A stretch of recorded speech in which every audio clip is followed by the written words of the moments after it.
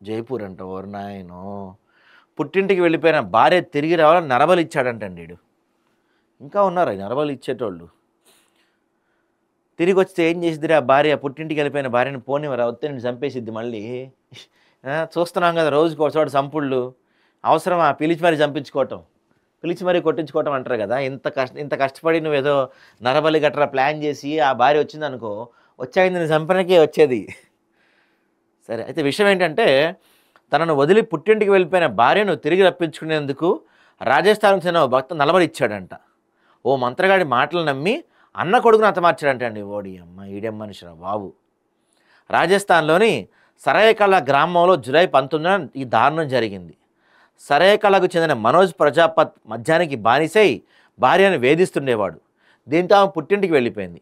భార్య తన వద్దకు తిరిగి వచ్చేందుకు ఏం చేయాలంటూ సునీల్ కుమార్ అనే మంత్రగాడిని సంప్రదించాడు.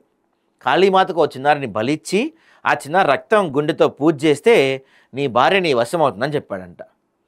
తనకు 12,000 ఇవ్వాలని చెప్పాడంట. మనోజ్ తన అనుకుమారుడు లోకేష్ని బలి ఇవ్వాలనుకున్నాడు. ఈ క్రమంలో 19న లోకేష్ని ఎత్తుకెళ్ళాడు. ఓ పాడుబడిన ఇంట్లోకి తీసుకెళ్లి పేక్ కోసి చంపేశాడు. అనంతరం ఆ బాలుడి శరీరంలోని వివిధ భాగాల నుంచి సిరంజితో రక్తం తీసి మృతదేహంపై గడ్డి వేసి వెళ్ళిపోయాడు. అయితే కుటుంబ సభ్యులు అదే రోజు రాత్రి మృతదేహాన్ని గుర్తించారు.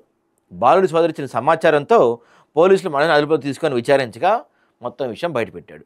ఆ మాంత్రికుడును అరెస్ట్ చేశారంటే ఇప్పుడు మరేంటి, ఇప్పుడు నువ్వు ఏదో చేశావు, నరబలి ఇచ్చావు, నీ భార్య తిరిగి వచ్చిందా అనుకుందాం. మరి నువ్వు ఏడున్నావు ఇప్పుడు? జైల్లో ఉన్నావు కదా. మరి మీ భార్య తిరిగి వస్తే ఏంటి పరిస్థితి? ఇంకా ఇట్లాంటి పిచ్చోళ్ళు ఉన్నారా అండి మనకి?